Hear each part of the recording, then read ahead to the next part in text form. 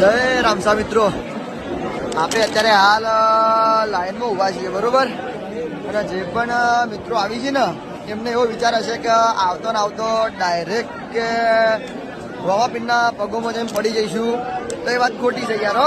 કારણ કે તમે જેટલા અંતર કાપીને આવશો ગુજરાતમાં એના પછી આ અંતર કાપવું પડશે. જો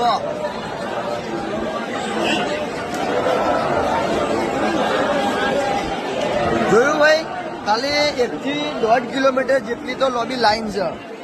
એટલે જો તમે એવું વિચારતા હશો કે ગુજરાતથી આવ્યા પછી ડાયરેક્ટ આપે રોમાપીરના દર્શન કરી લેવું, તો એ વસ્તુ ખોટી હો. થોડું કષ્ટ વેઠવું પડશે, લાઈનમાં ઘણોની કુણીઓ ખાવી પડશે, ઘણોના બહારથી લાતો હશે એટલે ધક્કામુક્કી થશે. તો મનને શાંત રાખીને બહુ મજાથી દર્શન કરજો. ખોટી રીત ચડાતા નહીં, કોઈના ધક્કામુક્કી થાય તો, કારણ કે મને રીત ચડે છે, ઘણા બહારથી ધક્કામુક્કા થાય એટલે બરોબર. પણ મગજમાં શાંત રાખજો, બાબાનું નામ લેજો, જયકારો બોલાવજો અને પછી શાંતિથી બાબાના ચરણોમાં જઈને એમના દર્શન કરી લેજો. એટલે આડો જય રામસા.